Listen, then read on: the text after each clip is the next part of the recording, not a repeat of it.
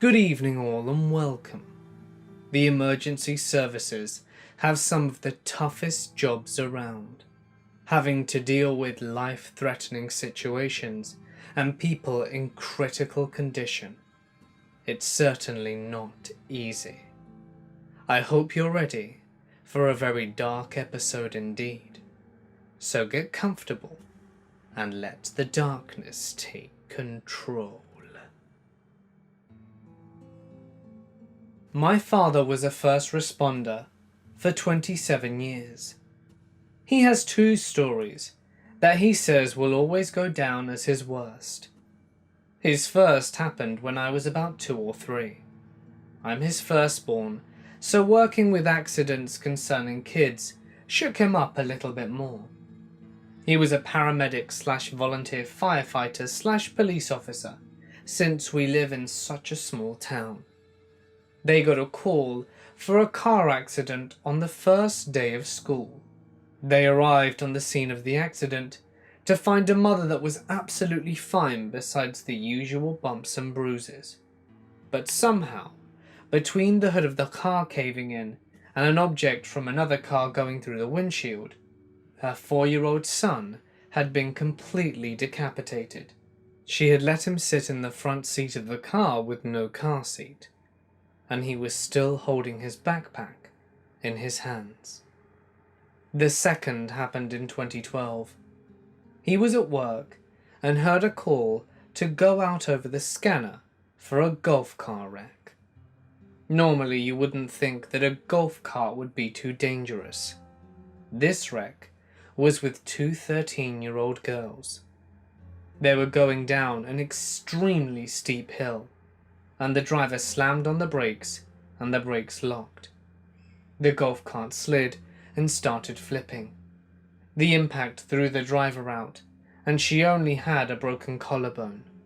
The passenger somehow managed to slide and flip with the golf cart, and ultimately ended up pinned down under the golf cart. My dad had heard the call go out, and since he was closest, he was the first on the scene, and had to wait about 10 minutes before anyone else could come. The passenger pinned under the golf cart was my sister. He couldn't get that golf cart off her because of the way the wreck was, and was scared to lift it because it was right on her spine. She couldn't feel anything front from the waist down, and was immediately on a life flight to the nearest children's hospital. She suffered several broken bones, road rash from hell, and the busty battery burnt away at her hair, face, and got inside of her mouth. If she'd have swallowed, she would have died. We also thought she was paralyzed for a week, but she's fine now with no lasting damage.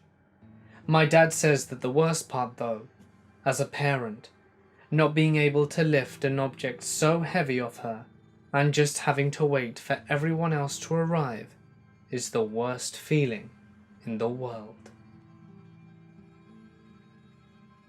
We responded to a car wreck in which an SUV had run off the road and into a ditch at high speed, causing the vehicle to flip end over end several times. There was a family of 4 in the car.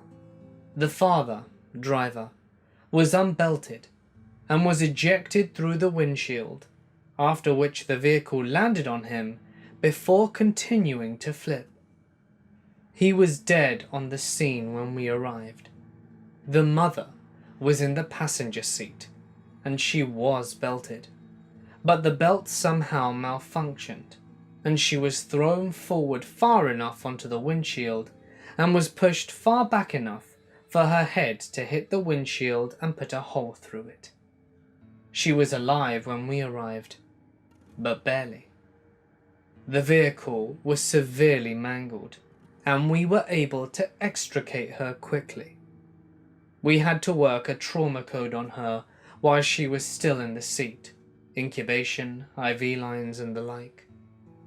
By the time the rescue squad could get the vehicle assessed to remove her, she had been without a pulse for nearly 10 minutes. The second arriving unit continued CPR on her during transport to the ER, but she was declared dead shortly after arriving to the hospital. The back seat contained 2 children. My recollection is that there was a girl of about 12 and a boy who was around 8. They were both properly restrained, and other than obvious scrapes and bruises, neither appeared seriously injured. Their vitals were in good shape, and other than being in shock, they seemed to have an appropriate level of consciousness. Because of the difficulty of getting into the vehicle, they were trapped, but they could see all of our efforts to resuscitate their mother. Because of her condition compared to theirs, the main effort of extrication was to get the mother out first. The children were safely removed a bit after she had been removed and transported. They were taken to the same ER as the mother, and we transported the girl in our ambulance. Once back at the ER, the 2 children were thoroughly checked by the physicians and by radiology for any internal injuries or anything we may have missed. Neither had anything significant. What stuck with me most was what I saw and learned as we were restocking our unit to go back onto the road. One of the cops had let us know that the family was from out of town several hours away and had been on vacation. The closest family could not get down to be with the children for at least 2 hours. Soon after learning that, I was leaving the ER, and I looked into the room where the children had been put after their trip to radiology. They were both on the same bed, and the girl had her arms wrapped around her little brother. Both had 1,000-yard stares. I don't know if or how anyone had told them about their parents, but you could tell by the looks on their faces that they knew. I will never forget that day. I often wonder how those kids turned out, and how difficult it must have been for them.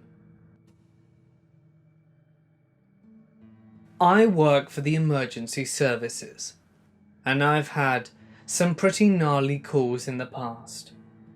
A memorable one was I had a man get crushed when a tractor rolled over. By the time my partner and I got there, and could safely climb down into the pit where the tractor had flipped, the patient was not alive. His face was buried in the sand. The steering column was pressed into his rib cage, and his back was bent at an angle that is nearly incompatible with life. By the time the fire department got there and stabilized the tractor, my partner and I were just getting ready to call the ER doctor to cancel rescue efforts. Instead, they freed the patient, who was previously a corpse in our eyes, and we were ordered to start working on him. The change this had on the scenery was jarring, and I was not emotionally ready. We went from recovery to rescue in less than a second. I started compressions, but because of the chest injury they felt wrong. We got the patient out of the pit and started breathing for him. However, almost immediately he started vomiting beer and brought, and I got covered in the stuff. We tried to shock him on scene, but his heart was not in a shockable rhythm. No matter how hard we tried to suction, he vomited all the way to the hospital. The entire ambulance smelled like rancid beer, and I tried to pull out every trick in the book to try and help the patient in some way, but everything kept failing. By the time we got to the hospital, I had lost my glasses and was soaked in sweat. The guy passed away in the ER from traumatic asphyxiation, and I was later told there was nothing we could have done. Yet, I started doubting myself heavily. If I had stepped in seconds earlier, instead of assuming the patient was lost, could I have saved him? Could I have disregarded my own safety and went into the pit before the tractor was stabilized? Did I really do everything I could in the ambulance? I lost it. I'm not proud of it, but I went outside to cool off and cried. I still can't drink or be around beer. There was also another incident. I was doing mop-up after a structure fire and had a ceiling collapse on me. Not just a piece of the ceiling, but the entire thing came down in a big sheet. I was thrown from the ladder I was on and pinned beneath a pile of smoking ceiling. Thankfully though, I was rescued, obviously. Finally, I had a school bus get into an accident. No one was really hurt and all that, but one kid complained of neck pain. They all suddenly had neck pain. I was thrown into the back of an ambulance with 3 patients ranging from ages 7 to 12. That was a nightmare. I was an EMT in college and stopped because of this story. When I was 18, I watched my father die on a random driveway as I gave him CPR. He had a heart attack while on a walk with my mother, and she ran inside the house and called 911, and me. I was an EMT and was off duty at home at the time, and showed up at the same time as the emergency services. When I got on the scene, I started doing chest compressions, as a firefighter used an ambulance bag on him for air. I clearly remember every second of the incident, and I could have written it out many times in an effort to deal with it in my head. I used to have horrible nightmares, and I couldn't get the thought of my father's vomit-covered dead face out of my mind for a good 2 years. After a few minutes of CPR, a defibrillator showed up, and they shocked my dad once. He regained a sinus rhythm for a moment, and then flatlined again. We put him in the ambulance and sent him to the hospital, where he was declared dead on arrival. I remember my mother softly holding back tears and asking if everyone was going to be okay. I was 18 and didn't know what to say, so I said, "Nobody's dead till a doctor says they're dead." She told me to go home and call our family to let them know what happened. When I got home, I cried my eyes out and then got ready to call my dad's mum, sister, and brother. Before I could muster the strength to call, my mother called from the hospital to say the doctor had declared him dead. I then had to tell my grandmother that her son was dead, and his brother and sister that their brother was dead. I had to tell my own siblings that our father was dead. It was messed up. I hate thinking about it, and I wouldn't wish it on my worst enemy. I feel a little numb just saying it now. It brings back crazy flashes of images I won't ever want in my head again. The anniversary is May the 9th, and it will be 19 years. I used to be an EMT. One that stuck with me most was actually while I was interning. I picked up a little kid. The call was paged out as code 2. No lights, no sirens. So it wasn't as if we were told to rush there. Who had gone totally catatonic. GCS3.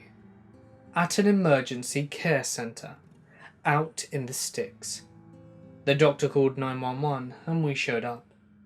The kid was lying on a table while the doctor stood there and basically explained to the tearful mother why she had no idea what was happening. So we roll in, medics start an IV, and we hurry the hell up and get out of there. On our way out, I had the typical drive your own car because you're going to need it later, and we're going to be rushing to the hospital conversation with her. She wanted to ride with us, but caved and drove herself. On the way, I rode in the back with the medic, while another EMT drove. The kid drifted in and out of responsiveness, and we used a BVM a bit as his respirations became weak and his responsiveness dropped off. We hit the hospital, unloaded, and within 3 minutes the doctor had called an airlift to a children's hospital, hundreds of miles away. Nothing to do there, and they pulled quick blood work and maybe did a fast image. I think within 10 minutes we rolled up the kid to the roof and he was on his way. I get back down to the roof and run to his mum, who I'd completely forgotten about, and I have to tell her he's on the way to X hospital in a helicopter. I'm sorry, but they're taking good care of him, and she understandably freaks out and starts screaming at me, apologizes, and runs off to talk to the doctor. We clean the ambulance and get back in service. When we get back to the same hospital about 45 minutes later, I asked the doctor what was up with the kid from before. He died 5 minutes out from the next hospital. It's not the worst story out there, but to me, those conversations with the kid's mum, I'll just never forget that shit. I'm a volunteer firefighter and volunteer ambulance crew member here. Not really a traumatizing situation, but it was stressful. On New Year's night 2 years ago, we get a call for a car accident. They were giving the address on the paper as my father and I were on the way to the hall. He gave me a weird look and said, "That's the address of the fire hall." We get there, and sure enough there was a car running in the fire hall parking lot with a girl, unconscious, hanging out of the passenger seat with the door wide open. It looked like someone had pulled her out of the car, left the car there running and ran off. She was laying in a puddle of blood, and being part of the ambulance, I was trying to find the source of the bleeding to stop, and found a hole in the back of her head where you would shoot someone execution style. They flew her to the hospital, and we blocked the scene off, and the police officers inspected it and made for a long night. After that, I was feeling a bit emotionally, mentally, and socially put off. Plus, I was tired from running around trying to help. But me and my father got back to my aunt and uncle's house for the party anyway. We entered the house to a barrage of questions. Apparently social media blew up, and now there were theories out ranging from someone crashing into the garage doors of the fire hall to someone shooting a firefighter. Being under investigation, my father and I could not disclose any information. Did that deter my relatives' curiosity? Nope. Instead, they knew something was up with the questions, so they came in faster and in bulk. And after 20 minutes I snapped, and I said a few things I regretted and apologized for them after. I can't remember if the girl lived or not, but she lost quite a lot of blood, and as it turns out, she wasn't actually shot. She just fell and cracked her skull open, and the case was closed. I am a medic, and I had just gotten off my normal 24-hour shift. It's 6:45 when I get back to the apartment, and my neighbour across the way is out with his dog, getting her to go to the bathroom. So, like we normally do, I grab my dog, bring her out to poop, and we chat for a bit. After about 30 minutes of letting the dogs play, I tell him I'm going to go inside and sleep, because our shift was busy. He says, "Yeah, me too."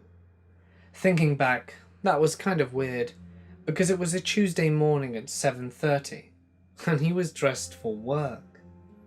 Well, I'm walking up the stairs and hear a gunshot. I question my sanity a few minutes, until my girlfriend comes out and asks what the noise was. I went to my neighbour's apartment, where I thought I heard the sound come from. I knock, and wait, and wait.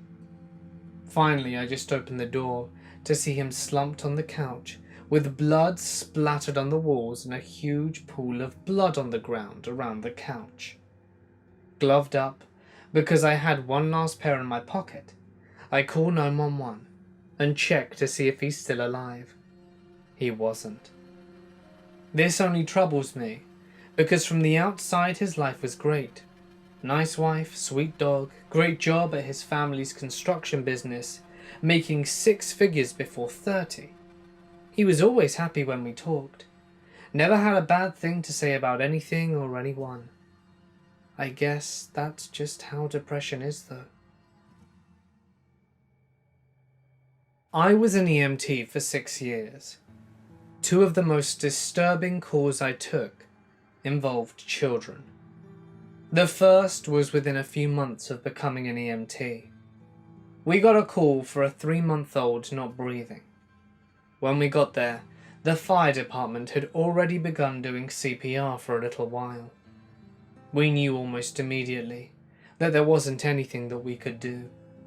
Rigor had already begun to set in, and the baby's skin was molted. I hate to say it, but in those situations, you've got to go through the motions for the family. We did everything we would normally do for a viable save, but the whole time we knew it was useless. The mum had just fed her baby and put him down for a nap.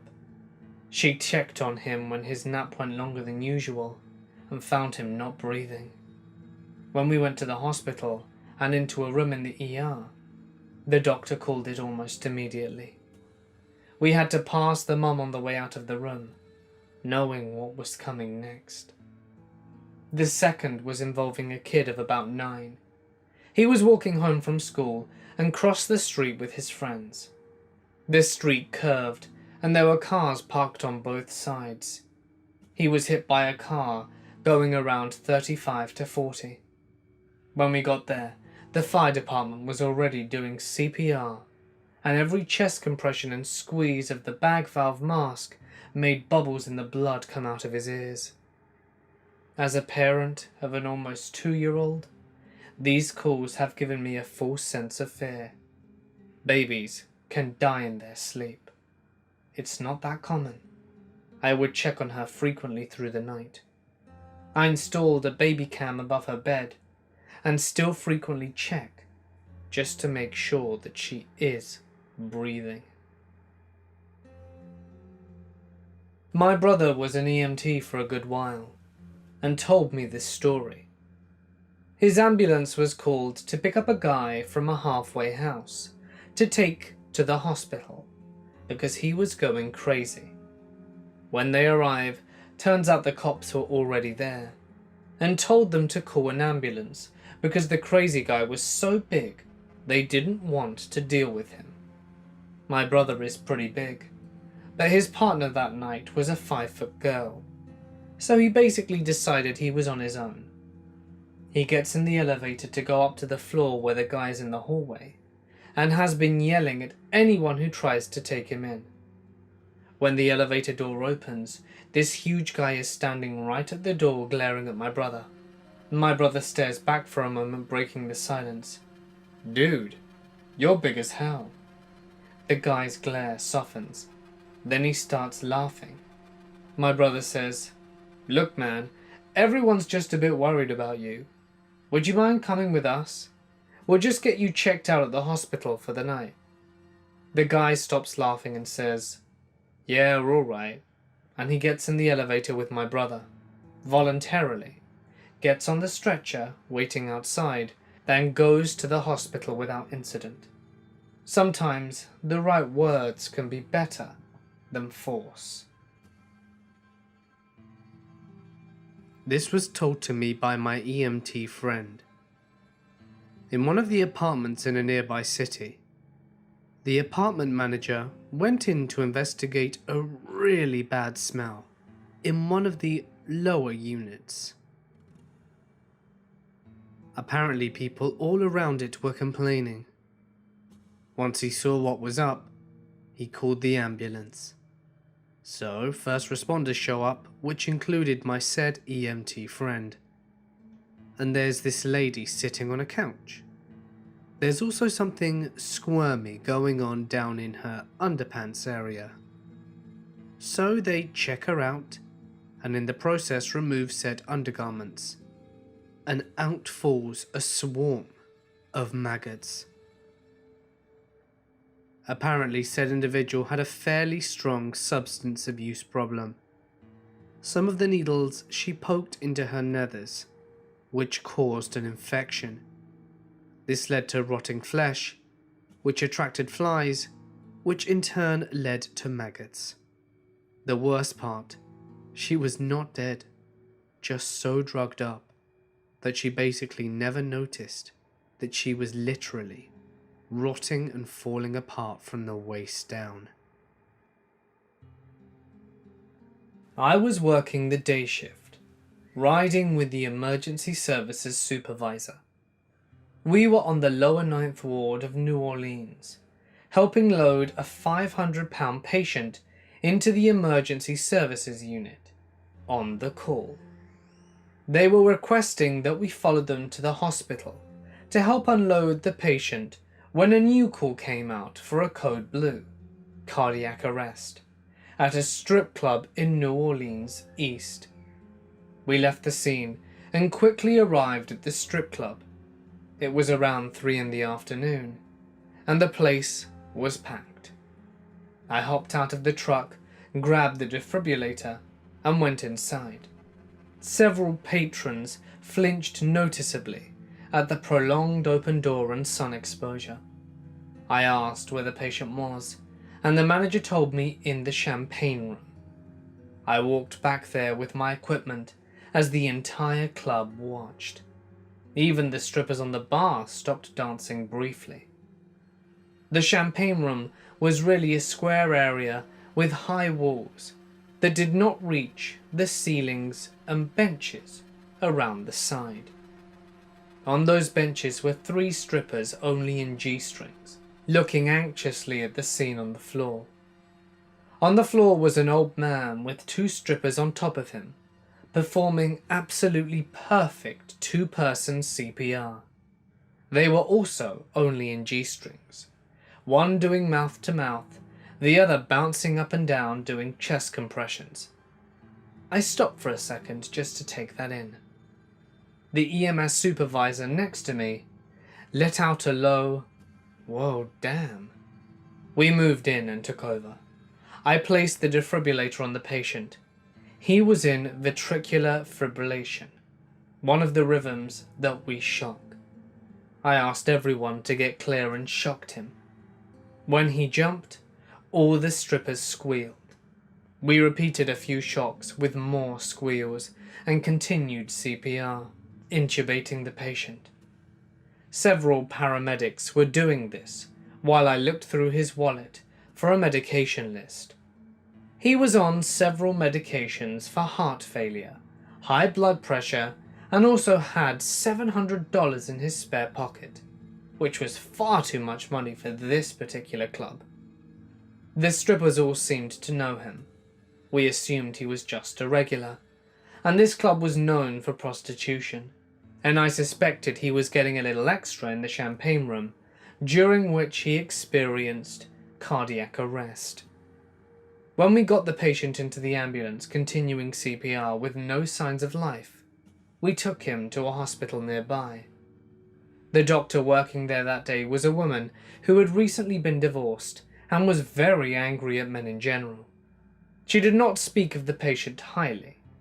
His family arrived, and it turns out that he was a Baptist minister from the countryside nearby that came into town every month to help the kids with donations. I suspect, but cannot prove, that some of the help was diverted to the kids' single moms at the strip club. The wife asked me where did you find him, in a tone suggested she had no idea where he went on these trips. We said, a restaurant, in a thoroughly unconvincing way. His son-in-law took us aside and asked where we actually found him. We told him, and he thanked us for not telling his mother-in-law. I thought to myself that if there is a God, he loved that man, because instead of drowning in his own lung fluid, having a stroke, losing limbs, or some other terrible way to die, he went out getting a Hummer. It had been a long goddamn day already at this point. My partner and I were on the bad end of a 24-hour shift in the shitty part of Houston. Motto: the city that human decency forgot. And we had run non-stop for most of it, juggling a mixture of bullshit time-wasting calls and stupid idiots stabbing each other over dime bags in government housing.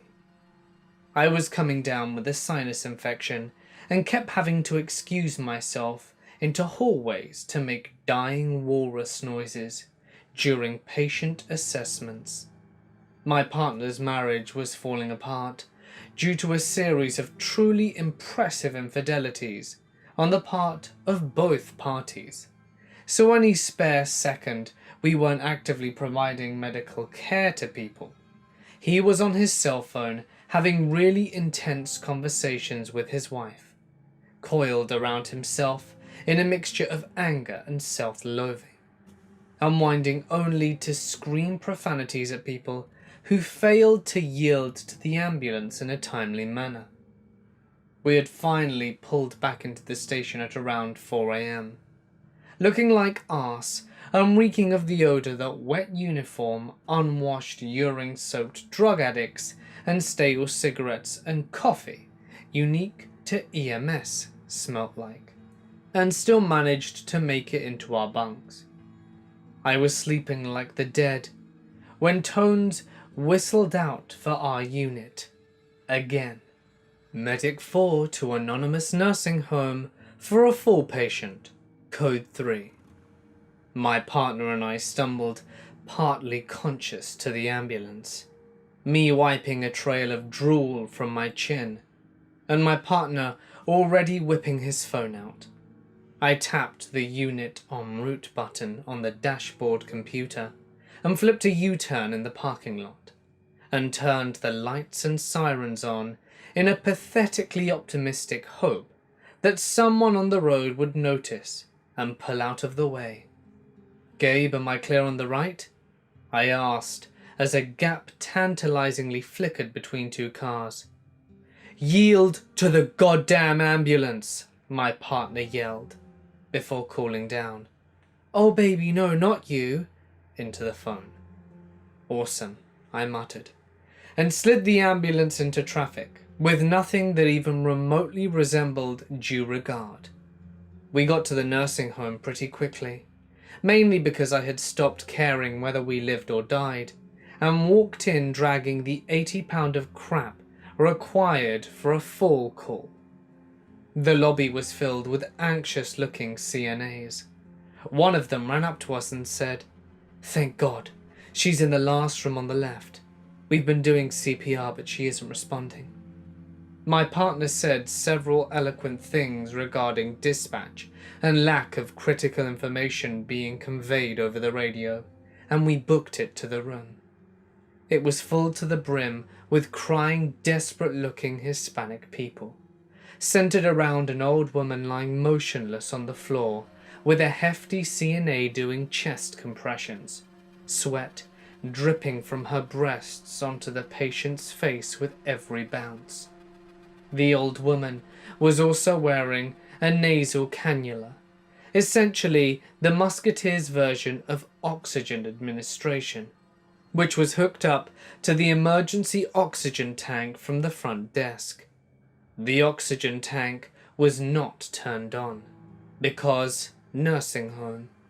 My partner and I started doing our thing, unbagging equipment and turning on monitors, and asking clipped questions to the family, most of which were answered by an anxious-looking priest in the corner, who was the only one there who spoke solid English and Spanish. My partner squeezed in between the patient's head and the chipped nightstand and clipped his favourite blade into the scope ready to intubate. He did a phenomenal job, as he always does. What he lacks in personality, he makes up for by being a very damn good paramedic. He dropped the tube with his usual finesse, first try, and leaned over to grab the tube stammer and capno. I was handling him when I heard it. An unmistakable fleshy slap. The sound of skin on skin. Specifically the sound of wrinkled turgid skin on wrinkled flaccid skin. His eyes met mine, his expression melting from calm professional code-working face into one of unattainable horror. Please, God, I prayed, glancing down. Please let it be anything but. But it wasn't. It was his junk on the old woman's death-pale face. Let me reiterate that. My partner slapped a dead woman in front of her grandchildren, assaulted other weeping family members, and a Catholic priest with his junk. I looked up in the faint, desperate hope that maybe no one had noticed, but they had all noticed. Every man, woman, and, yes, child had their eyes glued to the sight of my partner's happy captain branching jauntily out of the 2 large uniform pants he had failed in his sleep-drunk haste to get to the ambulance to properly secure.